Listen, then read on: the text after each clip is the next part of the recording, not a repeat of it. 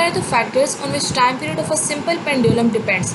इस क्वेश्चन में आपने बताना है कि जो आपका सिंपल पेंडुलम का टाइम पीरियड है वो किन फैक्टर्स पे डिपेंड करे। तो उसके लिए सबसे पहले आपको टाइम पीरियड का फॉर्मूला आना चाहिए, that is T is equal to 2π√L/G। ठीक है, बेसिकली इस फॉर्मूला के थ्रू ही हम एक्सप्लेन कर सकते हैं कि हमारा जो टाइम पीरियड है वो किन फैक्टर्स पे डिपेंड करता है। ठीक है, अब आप देखो इसमें जो आपके पास 2π है दैट इज़ कांस्टेंट। ठीक है, तो आप इसको रिप्लेस कर सकते हो कांस्टेंट से। ठीक है, तो अब इस रिलेशन से हमें क्या पता चल रहा है कि हमारा टाइम पीरियड दो फैक्टर्स पे डिपेंड करता है। Number 1 is the length. ये लेंथ आपके पास इस स्ट्रिंग की लेंथ है जिसके अबाउट आपका ये बॉब अटैच्ड है। ठीक है, इसके साथ आपका टाइम पीरियड का डायरेक्ट रिलेशन है। और नंबर 2 है आपके पास ग्रेविटेशनल एक्सेलरेशन जिसके साथ आपके टाइम पीरियड का इन्वर्स रिलेशन है। ठीक है, अच्छा अब हम वन बाय वन इन दोनों फैक्टर्स को डिस्कस करते हैं। अच्छा, अब सबसे पहले आपको ये पता होना चाहिए कि अगर हमारे पास टाइम पीरियड लेंथ के चेंज होने के साथ चेंज होता है तो जो लेंथ है वो आपकी कैसे चेंज हो सकती है स्ट्रिंग की। ठीक है, तो ये जो लेंथ है ये बेसिकली आपकी डिपेंड कर रही है टेम्परेचर पे। ठीक है, अगर आपका टेम्परेचर इंक्रीज़ करता है, ठीक है, सराउंडिंग का टेम्परेचर या आप खुद इंक्रीज़ करवाते हो, तो उस केस में आपके पास टेम्परेचर इंक्रीज़ करने की वजह से जो लेंथ है वो भी इंक्रीज़ करेगी।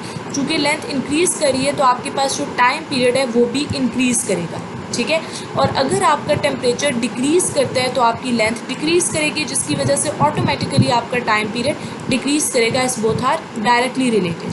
ठीक है, अब ये जो सेकंड फैक्टर है यहाँ से हमें क्या पता चलता है कि अगर आपकी ग्रेविटेशनल एक्सेलरेशन की वैल्यू इंक्रीज़ कर रही है, जैसे अगर आप मून की बात करते हैं, ठीक है, तो मून पे हमारे पास ग्रेविटेशनल एक्सेलरेशन की वैल्यू कम होती है एज़ कम्पेयर टू अर्थ। ठीक है, तो मून पे अगर हम अपने सिंपल पेंडुलम को अर्थ से मून पर लेकर जाते हैं तो मून पे हमें पता है जो ग्रेविटेशनल एक्सेलरेशन है दैट इज़ 1.62 मीटर पर सेकेंड स्क्वेयर। ठीक है, ये आपके पास मून पे ग्रेविटेशनल एक्सेलरेशन की वैल्यू है, जबकि आपके पास जो अर्थ है, अर्थ पे आपकी ग्रेविटेशनल एक्सेलरेशन की वैल्यू कितनी होती है, 9.8 मीटर पर सेकेंड स्क्वेयर।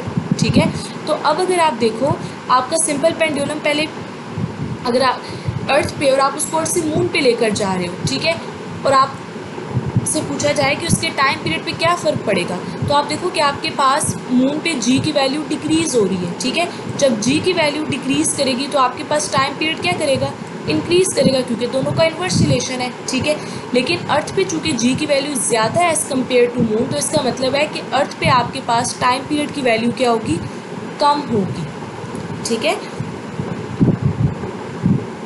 इसके अलावा एक इम्पॉर्टेंट पॉइंट है जो आप नोट कर लो, यूजुअली ये एग्ज़ाम में पूछा जाता है क्वेश्चन कि आपके पास जो time period of a simple pendulum है वो दो फैक्टर्स पर डिपेंड नहीं करता, one is the mass and the second one is the amplitude. ठीक है, अब आप देखो हमने जो टाइम पीरियड की डिपेंडेंस है उसको हमने इस फॉर्मूला के थ्रू शो की है। ठीक है, अब इस फॉर्मूला में हमारे पास ना ही कोई मास की टर्म है, यानी ना ही आपको इस फॉर्मूला में कहीं पर m नज़र आ रहा है। ठीक है, और ना ही आपके पास एम्पलीट्यूड की कोई टर्म है। एम्पलीट्यूड बेसिकली यहाँ पर हमारे पास रिप्रेजेंट हो रहा है थीटा से। ठीक है, जो आपकी फिगर में एंगल थीटा ड्रॉ हुआ था ना, that is represented amplitude here. तो आपको इस फॉर्मूला में ये दोनों टर्म्स नज़र नहीं आ रही, तो इसका मतलब है कि जो आपका टाइम पीरियड है वो इन दोनों पे डिपेंड नहीं कर रहा, यानी आपके पास आप जितना मर्जी जो बॉब है जिसके अबाउट आपका स्ट्रिंग अटैच है आप उसका मास चेंज कर लो, आपके टाइम पीरियड पे कोई फ़र्क नहीं पड़ेगा। ठीक है, लाइकवाइज आप जितना एम्पलीट्यूड जितना मर्जी चेंज हो जाए तब भी आपके टाइम पीरियड पे कोई फ़र्क नहीं पड़ेगा। ठीक है, इंशाल्लाह नेक्स्ट वीडियो में ना हम ये इम्पॉर्टेंट क्वेश्चन है कुछ टाइम पीरियड से रेलिवेंट, इनको हम डिस्कस करेंगे। ठीक है, इनमें से एक तो हम डिस्कस कर चुके हैं कि अगर आप सिंपल पेंडुलम को अर्थ से मून पर लेकर जाओ तो आपके टाइम पीरियड पे क्या फ़र्क पड़ेगा, कि आप अर्थ से मून पे लेकर जा रहे हो तो आपका टाइम पीरियड क्या होगा, इंक्रीज़ होगा, क्योंकि मून पे आपकी जी की वैल्यू कम होती है तो टाइम पीरियड आपका ज़्यादा होगा। ठीक है, अब इनमें जो सेकंड क्वेश्चन है कि why we take the small angle approximation, ये आप सिंपल पेंडुलम में लेते हो। ठीक है, ये basically this question was asked once in MPhil interview of physics in NUST.